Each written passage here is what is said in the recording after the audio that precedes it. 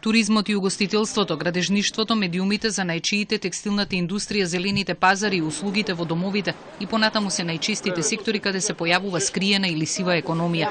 Податоците говорат дека размерите на непријавен труд се движат од 22 до 47% од бруто домашниот производ или ангажирање на повеќе од 22% од вкупниот број на вработени. Сивата економија ја има насекаде, но најзагрижувачки податок е што и покрај владините мерки има висок процент на неформални вработувања кај младите луѓе.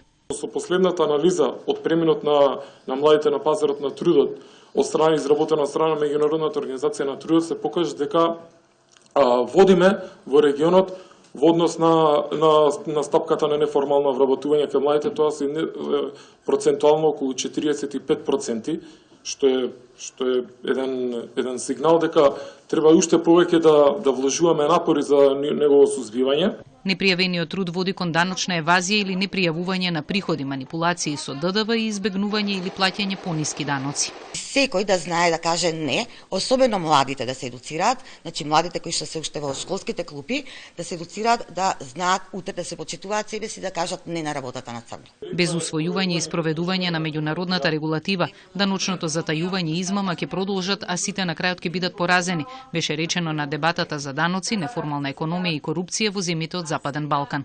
Проблемот кај вас е што директното оданочување е ниско, а многу се потпирате на индиректно оданочување, на ДДВ.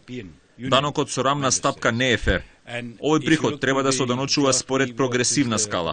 Не може тој што заработува многу и тој што заработува помалку да плаќаат исто.